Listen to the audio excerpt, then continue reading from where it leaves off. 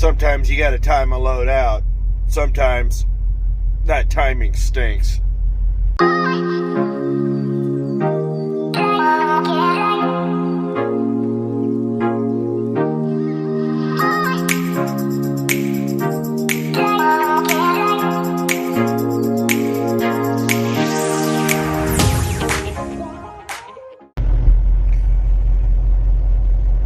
So we've just started our clock.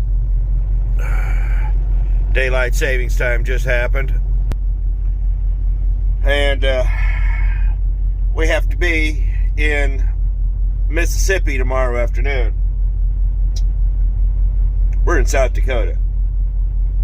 Not too bad, but we need to get this show on the road.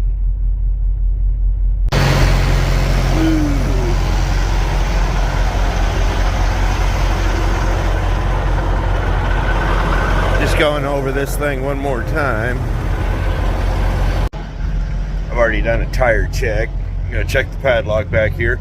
I put my big padlock on it, so we should be okay there. It's not that I really wanted to be at the bar. It's just that it's kind of odd to think about the person that served you lunch is still at work. So, time to get this show on the road.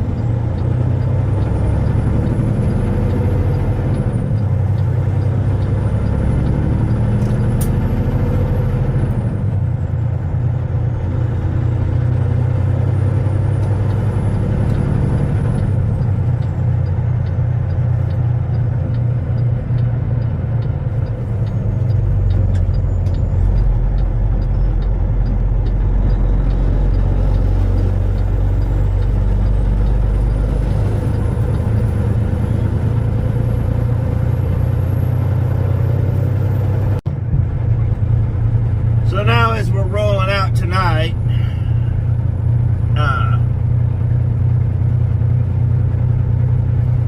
I've said before I hate doing the restart on the front end. I always prefer to do them on the back end. But the only way for me to do that was just the way the time landed.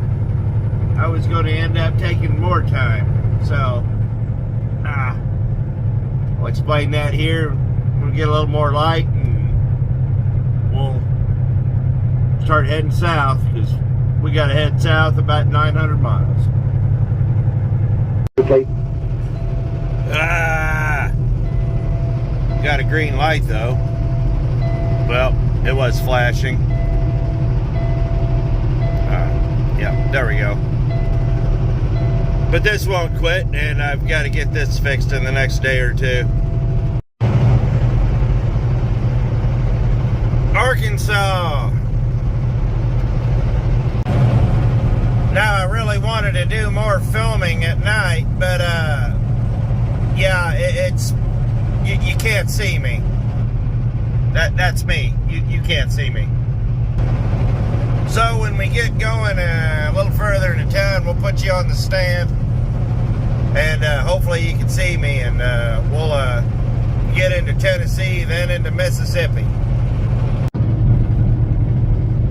So working at a restart can be a little tricky, but if you got an idea of what you're doing and some good time management, you can get it pretty close. But sometimes the timetable just sucks, like tonight.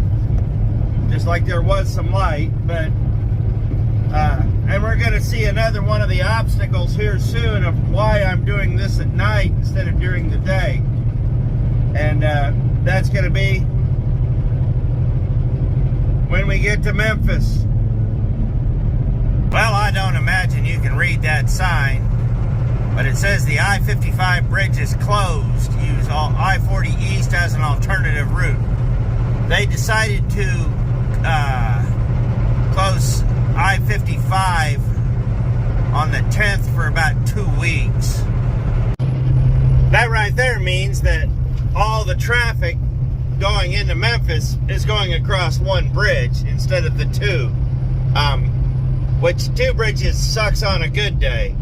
One bridge, if y'all remember what happened when the I-40 was closed, yeah. So, the reason we went that way instead of going through the woods like normal is because of this bridge closure. Well, there was two reasons. The weights on this load are never right, and for some reason, this particular company is always about $2,000 to $3,000 or 2,000 to 3,000 pounds off on their weight all the time.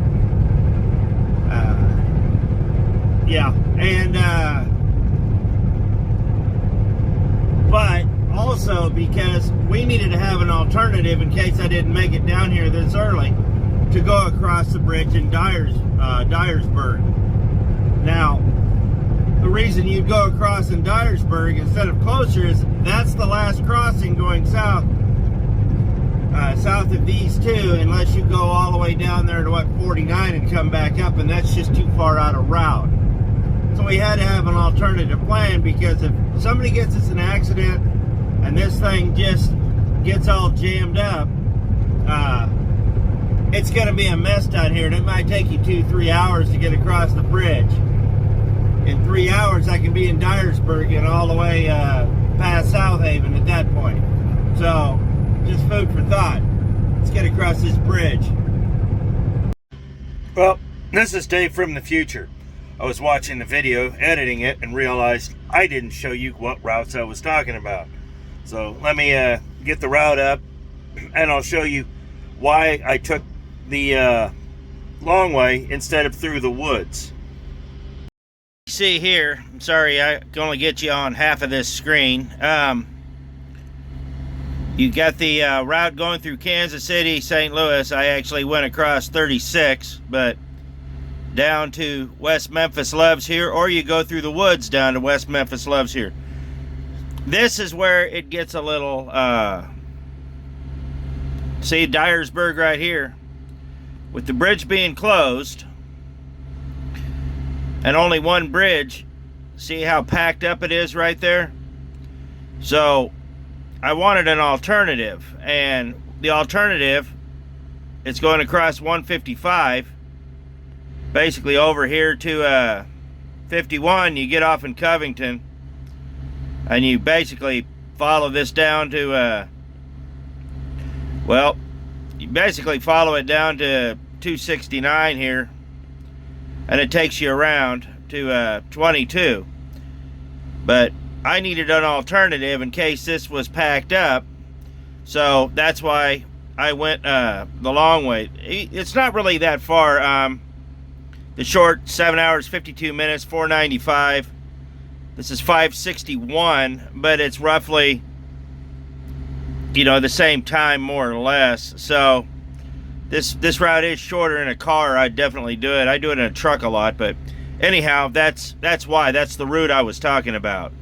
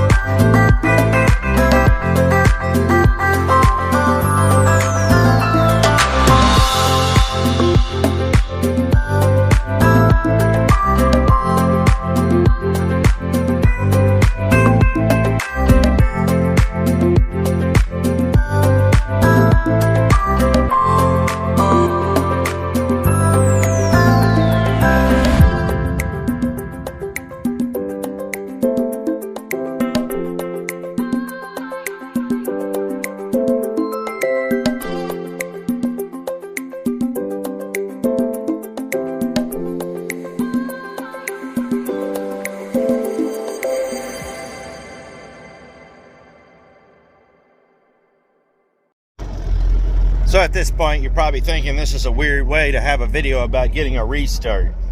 Don't worry, I'll tie it all in. I've just been working nights and the sun's out, so check my trailer. So we're just about a quarter mile. In fact, if those trees weren't there right there, you could see where I'm delivering. You know, if the trees weren't there, but they were there. So I had to get here, and I talked about the road being closed. Now, I had previously stated that I don't like doing restarts at the beginning of a run. I like doing them at the end of a run. I had to do this one at the beginning because of how the clock fell. So when I got shut down the other night,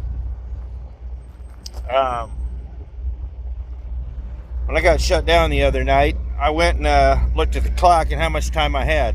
I had enough time to drive down here. But with the amount of hours that I had, ooh, is that a quarter? Nope. With the amount of hours that I had, I would have been able to get almost here yesterday. So you're thinking, okay, so if you'd gotten here a day early, you'd get your restart today. I said almost here. I had just enough hours to get right into that gray area to where I wasn't sure if I was going to be able to get it or not. So if I get down here, well, I would have been down here yesterday morning instead of Sunday night. And well, all right, let me give you a time frame. Let's iron this out before I confuse everybody. Well, look at the calendar. Okay, so I get the load on Saturday. I got about 4 hours and 59 minutes left. If I took off with it, I would pick up here. Well, it's the 5th today, so I would have gotten down here yesterday morning. Now, I had 4 hours and 59 minutes here. I was going to use all of this day, and I was going to run over into this day.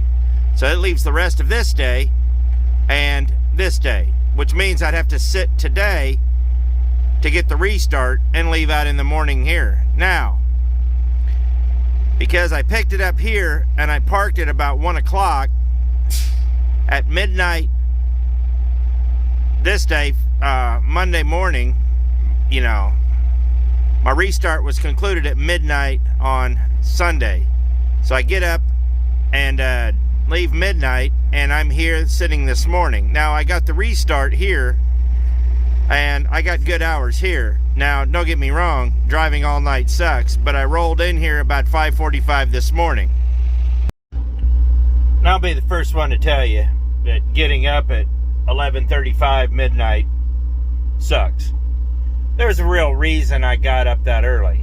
I was about 4.5, 5 hours out when I shut down last night. See what I mean? Yeah, the 11 plus the 5 from the load the other day, and we were right in that gray area. The gray area is one of those things that'll make it or break it. And when it gets that close, I just decided that we'll go ahead. We will just take the gray area out of this. So what I ended up doing was driving at night, get up as soon as my restart was up, which was literally right at midnight, take off. Drove out, got parked yesterday about 12:30, 1 o'clock, south of St. Louis there. Went, turned around, fired up. This morning, drove down here, got parked about 5:45 because I didn't know what to expect, so I crossed that bridge into Memphis about 3:45 this morning. Is it 3:45? Yeah, about 3:45. I got shut down here around 5:30, somewhere in there. Seems a little like I should have. Yeah, whatever. That's when I got shut down. So you just needed to have as much flex time as I could have, and I wanted to have a 10-hour break before my before my delivery at 6 p.m. tonight, because I did not know what I was doing. Now, it turns out I can more or less just come right back here, get up early in the morning, go pick up my load. It's already loaded on a drop trailer and take off in the morning. But I think I'm going to go pick it up tonight. We'll see how I'm feeling and how long it takes them to unload this, because when I get in the door, I'm probably going to go right back to bed. One of the problems people have when doing loads like this is that while they do understand that there's a lot of moving parts, it's not that complicated. It's just all about stacking the parts in the order they need to be in. So, getting ready to head over there here in a few. So once you get all your parts in order, you stack them accordingly. So yeah, what we're doing, like I said, is just stacking every part to all this run accordingly and figuring out where all the parts need to be. You should just never overcomplicate this. But you really don't want to run on the ragged edge, because you also know that these are mechanical beings and these trucks break. I've had a couple of issues lately with the truck, nothing serious, just I've got the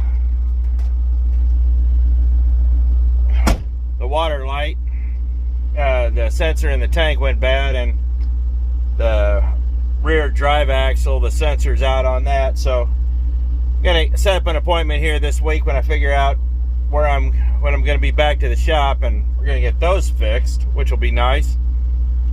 But you have to plan for the best, expect the worst, or plan for the worst, expect the best. I need as much flex time as I can, and that was also another reason I got up so early. Yes, going to bed at 4 in the afternoon sucks.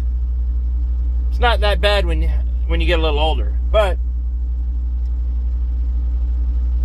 when you sit there and you plan, things tend to fall into place a little easier. So what do I mean about things falling into place? Well, it's just something that comes with time and experience out here. You just have to start learning how to predict trouble before it starts. You have to start knowing where you're going. You have to start learning traffic patterns. You just have to figure everything out. And I'm not saying you have to be all-knowing, because trucking is a very fluid situation. But you have to be familiar with what you're doing and where you're going and the routes and road closures. There's a lot to it. Too many guys I know sit there and just try to muscle through it without a plan. And these guys are the first ones complaining that things aren't going right. They're not making money. They're not blah, blah, blah, blah. Well, yeah, you didn't have a plan. So I'm not saying that you have to be just completely anal about this, but having an idea and having even the inkling of a plan is better than no plan at all. So, it's just, when I knew the road or the bridge was going to be closed, I figured out an alternative. And the other reason I went the long way is because, like I said, these are heavy loads, and going through that way versus going through the woods is less strain on the truck. Better fuel mileage. Even though I'm driving further miles, the truck is actually still running literally the same amount of time. So am I spending more fuel or not? I don't know. Not really, because, well, the truck running is the truck running. But that being said, you just have to have a plan. And when you have a plan, you can figure out where to put your reset. The reset is, it's just one of those weird things that we really don't need, but it's nice to have. And if you run out of hours in 5.5 days, it's actually kind of nice to have a day or two off. And if you do it right, you can really, really maximize your time. Driving at night, like I said, if I get shut down at 4 in the morning, my reset's up to the next afternoon. 36 hours is 36 hours, no matter where you put it. So theoretically, you'll never have to take a day off if you figure out how to do it right. I'm not saying it's going to be perfect and it's always going to be that way, but at the same time, like I said, 36 hours or 34 hours is 34 hours no matter where you put it. I'm glad they did away with the 1 to 5 things, because that was just dumb. But yeah, so figuring out how to work in a reset is all about knowing what you're doing, knowing your route, knowing your time schedule, and knowing where the gray area is and how far out on the fringe do you really want to be. Have a plan. And if you don't think the plan's going to work out, 70 hours is 70 hours. You know, recapping hours is not a bad thing. Everybody tells you it is, but 70 hours is 70 hours no matter where you put it. A little food for thought. So I appreciate it. Thanks for watching. You guys be safe out there. Maximize your time. Let's go make some money. Thanks for watching.